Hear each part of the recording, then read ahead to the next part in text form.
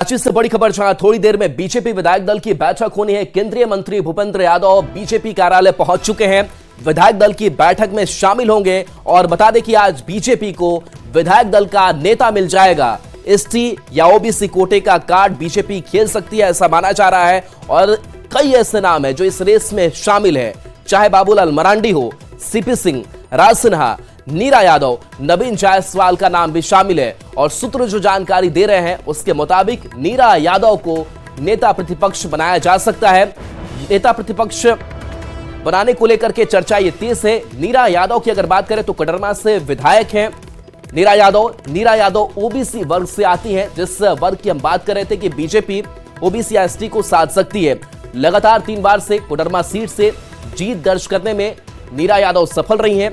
रघुवर दास के कार्यकाल में नीरा यादव शिक्षा मंत्री की जिम्मेदारी संभाल रखी थी।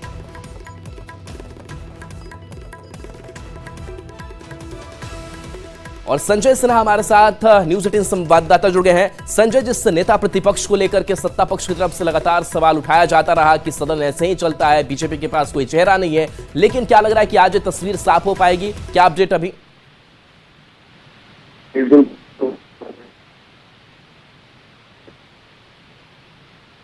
चुके हैं और ऐसे में आप समझ सकते हैं कि बीजेपी की विधायक। संजय, आपकी आवाज स्पष्ट नहीं आ पा रही है, लेकिन बता दें कि बीजेपी को आज विधायक दल का नेता मिल जाएगा। और खबर यह है कि केंद्रीय मंत्री भूपेंद्र यादव बीजेपी कार्यालय पहुंच गए हैं, विधायक दल की बैठक में शामिल होंगे।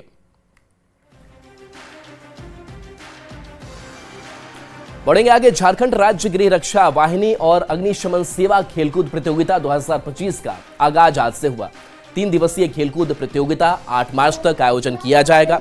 राज्यपाल संतोष गंगवार ने इसका उद्घाटन किया। इसमें न सिर्फ फुटबॉल, वॉलीबॉल बल्कि एथलेटिक्स से जुड़े खेल का भी प्रदर्शन किया जाएगा।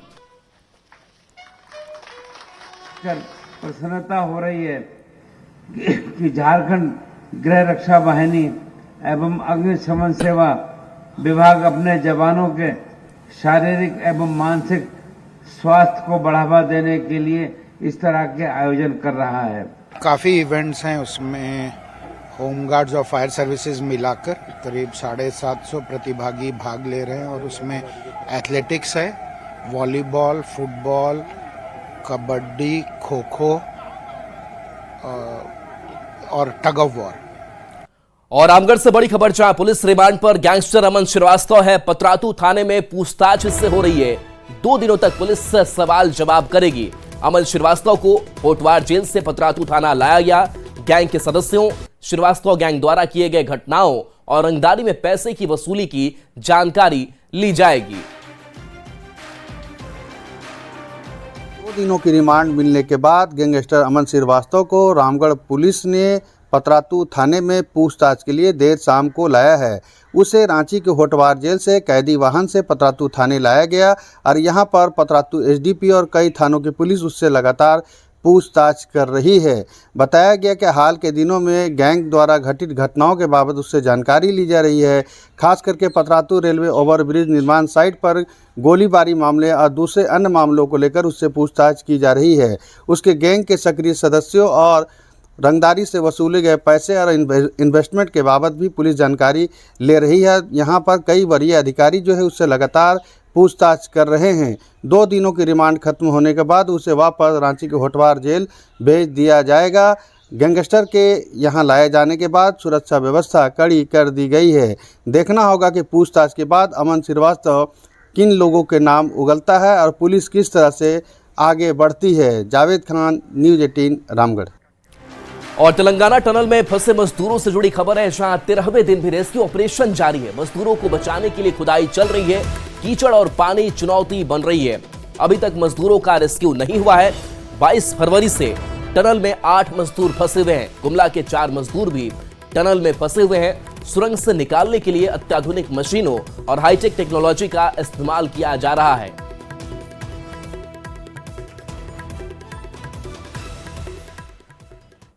तो मजदूर सुरंग में जिंदगी और मौत की जंग लड़ रहे हैं और इनके परिजन के सब्र का बांध भी इधर अब टूटने लगा है। इन्हें बस किसी चमत्कार का इंतजार है। मजदूरों के घरों में अब खाने के लाले पड़ने लगे हैं। इनका परिवार और बच्चे आस पड़ोस से मांग कर खाने को विवश हैं। गांव का यहाँ का संतोष साहू कमाने के लिए गया है। वो अभी तक है, कैसा नहीं पता नहीं चल पा रहा। उसका 3 छोटा बच्चा है और उसका घर में अभी खाने पीने के लिए कुछ भी नहीं है। इसीलिए उसको कुछ रोजगार दिया जाए और 3 गो बच्चा को पढ़ाने लिखाने का कुछ सहायता मिलना चाहिए। अभी बहुत स्थिति गंभीर है। हम लोग का यही आग्रह है कि उसको कुछ मिलना चाहिए। पलायन के लिए बाहर गए हुए हैं और वो सुरंग में फंसे हुए हैं। अभी तक पता नहीं चला है कि वे 11 दिन से सुरंग में फंसे हुए हैं और घर में खाने पीने के लिए भी कुछ नहीं है। 3 छोटे बच्चे हैं, उन्हीं के भरोसा इन लोगों का घर चलता था और छोटे बच्चों के लिए पढ़ाई लिखाई के लिए।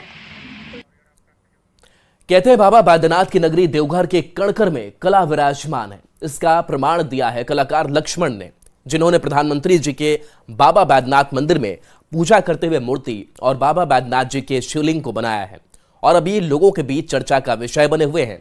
लक्ष्मण ने एमसिल की मदद से 12 ज्योतिर्लिंगों के साथ प्रधानमंत्री के बाबा धाम में पूजा करते हुए स्टैचू को बनाया है। एमसिल का उपयोग प्लम्बर पानी के पाइप को ठीक करने में करते हैं, लेकिन कलाकार लक्ष्मण ने उसकी मदद से अपनी कला का अद्भुत प्रदर्शन किया और लोगों के बीच चर्चा का विषय बन गए हैं। नटराज की भूमि देवघर, कहते हैं कि यहाँ पर कण कण में कला विराजमान है। ऐसा ही एक कला का हम बेहतरीन उदाहरण आपको दिखाने जा रहे हैं। देवघर के लक्ष्मण लकी ने 12 ज्योतिर्लिंग और प्रधानमंत्री नरेंद्र मोदी जी का बाबा बैद्यनाथ मंदिर में पूजा करते हुए मूर्ति बनाया है। आपको हम बता दें कि ये जो 12 ज्योतिर्लिंग अभी आप देख रहे हैं, यह 12 ज्योतिर्लिंग एमसिल से बना हुआ है। वही एमसिल जिसको घर में प्लम्बर लोग यूज करते हैं, किचन में यूज होता है या फिर पाइप फटने के जो उसको रिपेयर करने में यूज होता है, उससे और सनबोर्ड से इन्होंने 12 ज्योतिर्लिंग और प्रधानमंत्री नरेंद्र मोदी का यह बेहतरीन मूर्ति बनाया है। तो कला देवघर में विराजमान है, यहाँ के कण-कण में विराजमान है। लक्ष्मण लकी हमारे साथ हैं, हमसे सीधे बात करते हैं कि आपने कैसे सोचा कि एमसिल से भी इतना अच्छा कलाकृति बन सकता है? जी, एमसिल से बहुत पहले प्रैक्टिस किए थे हम, तो उस समय बनाने की कोशिश कर रहे थे, तो उस समय हुआ नहीं, पक्षी या कुछ बना रहे थे। तो फिर अचानक याद आया कि एमसिल से हम शिवलिंग क्यों नहीं तैयार करें, जिससे वो रह भी जाएगा, बहुत टिकाऊ भी होगा और मजबूती भी रहेगी। तो एमसिल से बनाना शुरू किए। तो पहले तो शिवलिंग बनाया मैंने और यहाँ के बैद्यनाथ धाम का शिवलिंग। उसके बाद ये 12 ज्योतिर्लिंग शिवरात्रि में जो मैंने बनाया था थर्मोकोल से, तो उसी समय इच्छा हुई जो मोमेंटो के रूप में भी इसे प्रस्तुत किया जाए। तो उसी समय हम सोचे, फिर शिवरात्रि खत्म हुई, उसके बाद मैं इसमें लग गया और 2 दिन में इसे कंप्लीट करके आपके समक्ष लाया हूँ। 12 ज्योतिर्लिंग? जी, 12 ज्योतिर्लिंग। और मोदी जी का ये जो मूर्ति है, मोदी जी का तो बहुत दिनों से बना रहा हूँ। जिस दिन मोदी जी आए थे देवघर में, उसके 1 महीने बाद से ही मैंने सोचा था या इस तरह का मैं स्टैचू बना के उनको गिफ्ट करूं। कहाँ से मिलती है प्रेरणा इस तरह से काम करने की? ये तो बाबा बैद्यनाथ की कृपा है, जो कला में डूब गए हम, और मेरे गुरु जी हैं, मेरे माता पिता के आशीर्वाद से इस मुकाम तक पहुंचे। जाहिर सी बात है कि बाबा बैद्यनाथ जी का विशेष आशीर्वाद है। यही वजह है कि जिस चीज से हम सोच नहीं सकते हैं, उससे इतनी सुंदर कलाकृति भी लक्ष्मण लकी बनाते। एक बार फिर से हम आपको दिखाते हैं कि ये जो 12 ज्योतिर्लिंग के जो शिवलिंग हैं, इन सभी को एमसिल से बनाया गया है। ये जो आप देख रहे हैं 12 ज्योतिर्लिंग आपको दिखेंगे, ये सभी एमसिल से बनाए गए हैं और प्रधानमंत्री नरेंद्र मोदी जी का भी जो मूर्ति है वो एमसिल से ही बनाया गया है। तो देवघर कला की धरती है, नटराज की धरती है। यहाँ स्वयं बाबा बैद्यनाथ विराजमान है और यही वजह है कि यहाँ के लोगों में कला का विशेष रूप देखने को मिलता है। तो देवघर में लक्ष्मण लकी ने एक बेहतरीन उदाहरण कला का पेश किया है। मनीष दुबे, न्यूज़ 18 देवघर। अब आपको बोकारो लेकर चलते हैं, जहां गर्मी के मौसम में जंगलों में आग लगने की घटनाएं तेजी से बढ़ रही हैं। झुमरा पहाड़ के जंगलों में भीषण आग लग गई। इससे इलाके में हड़कंप मचा हुआ है। इस आग में कीमती लकड़ियों और वन्य जीवों के नुकसान की आशंका जताई जा रही है। सूचना मिलते ही वन विभाग की टीम मौके पर पहुंची और कड़ी मशक्कत के बाद आग पर काबू पाया गया। लेकिन तब तक करीब 6 हेक्टेयर का इलाका डैमेज हो गया। झुमरा पहाड़ के जंगलों में लगी आग पर काबू पा लिया गया है। वहां पर लगभग 24 से 30 लोग लगातार काम कर रहे थे। परसों रात में हम लोग सूचना मिली थी कि वहां पर जंगल में आग लगी है। परसों रात में भी अप टू 2 AM रात में 2 बजे तक आग बुझाई गई और कल रात भी 12:30 बजे फाइनली जाके दोनों तरफ से झुमरा पहाड़ के 2 साइड से आग लगी हुई थी, दोनों तरफ से आग पर काबू पा लिया गया है। मेरा ग्राम वासियों से और वहां पर लोगों से अनुरोध है कि कृपया जंगल में आग न लगाएं, इससे पशु पक्षी और पेड़ दोनों को क्षति पहुंचती है। गर्मी का मौसम आते ही जंगलों में आग लगने की घटना आम हो जाती है। ऐसा ही मामला बोकारो के झुमरा पहाड़ में सामने आया है। झुमरा पहाड़ के पचमो जंगल में बीते 2 दिनों से आग लगी हुई थी। 2 दिनों के बड़ी मशक्कत के बाद वन विभाग और ग्रामीणों की टीम ने देर रात आग पर काबू पा लिया है। हम कह सकते हैं कि जिस प्रकार से गर्मी के मौसम में पतझड़ होता है और ग्रामीण महुआ चुनने के लिए इन पत्तों को आग लगाकर नष्ट कर देते हैं और इसी दौरान जंगलों में इसका नुकसान होता है, जीव जंतु पर इसका प्रभाव पड़ता है। वन प्रमंडल पदाधिकारी रजनीश कुमार ने लोगों से अपील की है कि इस तरह की जो हरकत वे करते हैं कृपया नहीं करें, क्योंकि इसमें वन्य जीव और पर्यावरण को काफ़ी नुकसान होता है। हम आपको बताते चले कि झुमरा पहाड़ का जो पश्चिमी इलाका है वो जंगलों से पूरा भरा पड़ा है और इस आगलगी की घटना में 6 हेक्टेयर जो इलाका है वो डैमेज हुआ है, कई पेड़ों को भी नुकसान पहुंचा है।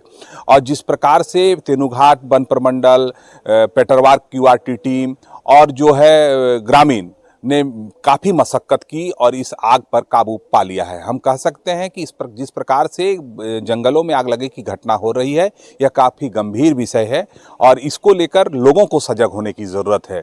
वन विभाग की अपील को लोगों को समझना चाहिए और वन्य प्राणी हो या पर्यावरण को बचाने के लिए वन विभाग के साथ आगे आना चाहिए। मृत्युंजय कुमार, न्यूज़ 18, बोकारो। खबर सिमडेगा से है, जहां आवारा कुत्तों का आतंक देखने को मिल रहा है। हर दिन 10 से 15 लोगों को शिकार बना रहे हैं। अस्पताल में एंटी रेबीज वैक्सीन लेने वालों की तादाद बढ़ गई है। जानकारी के मुताबिक जनवरी से अभी तक 1737 लोगों ने एंटी रेबीज वैक्सीन लगवाए हैं। कुत्तों के आतंक को देखते हुए सिमडेगा स्वास्थ्य विभाग भी अलर्ट मोड पर है। वहीं नगर परिषद ने एक्सपर्ट को बुलाकर कुत्ते को पकड़ने की बात कही है। का जो कुत्तों के आतंक से जो समस्या उत्पन्न हो रही है उस विषय पर संज्ञान लेते हुए नगर परिषद सिमडेगा उनको पकड़ने और उनको डिस्पोज करने के लिए एक एजेंसी से संपर्क करेगी और जो भी नगर पालिका प्रावधान के अनुरूप जो समस्या का समाधान हो सकता है उसका। कुत्ता के आतंक जो है और उससे होने वाली जो बीमारियां हैं, यदि कुत्ता का एक बार रेबीज वैक्सीन आदमी के में इन्फेक्ट हो जाता है रेबीज से, तो उसका कोई दवा नहीं है। उसको हम लोग पैलिएटिव केयर में रखते हैं और साथ साथ उसको आराम से जो है आखिरी विधि तक अस्पताल में उसको इलाज करते हैं हम लोग, लेकिन उसका माने क्योर होने का कोई दवा नहीं है। झारखंड की समृद्ध संस्कृति को जीवंत रखने के संकल्प के साथ धनबाद के बागमारा निवासी प्रसिद्ध माटी चित्रकार महावीर सामी अपने मिशन में जुटे हैं और लगातार अपने चित्रों के माध्यम से प्रदेश के गांव-गांव में सांस्कृतिक जागरूकता फैला रहे हैं। इस कड़ी में उन्होंने गिरिडीह स्थित झंडा मैदान के पास दीवार पर कई झारखंडी महापुरुषों के चित्र बनाए हैं। अधिक जानकारी दे रहे हैं संवाददाता एजाज अहमद। संस्कृति को अपने चित्रकला के माध्यम से जीवंत रखने के संकल्प के साथ धनबाद के बागमारा निवासी सह माटी चित्रकार महावीर सामी राज्य के अलग अलग गांवों में जा जाकर झारखंड की जो कला है, झारखंड की जो संस्कृति है, उसके प्रति जागरूकता फैलाने का काम कर रहे हैं। तस्वीरों में देखिए, इस वक्त हम दिखा रहे हैं तस्वीरें झंडा मैदान की, जहां पर दीवार में चित्रकला के माध्यम से कहीं ना कहीं जो झारखंड की जो रिच कल्चर है, समृद्ध संस्कृति है, उसे दर्शाने का काम कर रहे हैं। ये महावीर सामी हैं जो अब तक राज्य के लगभग 150 गांव में घूम कर इसी तरह दीवार पेंटिंग के माध्यम से जो हमारे झारखंड के वीर सपूत हैं, आंदोलनकारी हैं, उनकी चित्रकला को जीवंत रूप अपने कलाकारी के माध्यम से देते हैं। तस्वीरों में देखिए, ये जो झारखंड के वीर सपूत हैं, doctor AK Roy, comrade AK Roy हैं और सिद्धो कानू हैं, इन और भी तस्वीरें बनाई गई यहाँ पे। सिद्धो कानू के अलावा विनोद बाबू हैं, और दिसोम गुरु शिबू सोरेन की भी तस्वीर यहाँ पे बनाई गई है महावीर स्वामी के द्वारा चित्रकला के माध्यम से। वहीं दूसरी ओर जो महावीर स्वामी हैं ये बिल्कुल मुफ्त में ये काम करते हैं और जगह जगह घूम घूम कर इसी तरह दीवार लेखन के माध्यम से कहीं ना कहीं जो झारखंड की संस्कृति है, समृद्ध जो हेरिटेज है, उसे दिखाने का काम कर रहे हैं। सर एक्चुअली मैं अपना कला और जीवन संपूर्ण झारखंड परिवार के लिए समर्पित कर दिया हूँ और चूँकि निःशुल्क चित्रकारिता के माध्यम से बहुत ही सरल होते हैं और कुछ भी चीज़ यदि हम लोग उसको निःशुल्क करते हैं, फ्री कॉस्ट, तो उसको लोग बहुत ज़्यादा एक्सेप्ट करते हैं। बिल्कुल। तो ये महावीर स्वामी हैं जो मुफ्त में निःशुल्क में न सिर्फ राज्य के जो आंदोलनकारी हैं उनकी चित्रकला करते हैं, बल्कि जो सांस्कृतिक पर्व हैं उन्हें भी दीवार पर अपनी चित्रकला के माध्यम से उकेरने का काम करते हैं। इतना ही नहीं, देश के जो वीर सपूत हैं, देश के जो आंदोलनकारी हैं, स्वतंत्रता सेनानी हैं, उनका भी चित्र बनाने का ये काम कर रहे हैं और गांव-गांव घूमकर ये निःशुल्क दीवारों पर चित्र लेखन के माध्यम से न सिर्फ झारखंड की बल्कि देश की जो एक रिच हेरिटेज है, संस्कृति है, समृद्ध संस्कृति है, उसे दिखाने का काम कर रहे हैं और लोगों में जागरूकता फैला रहे हैं। न्यूज़ 18 के लिए मैं एजाज अहमद। और चलिए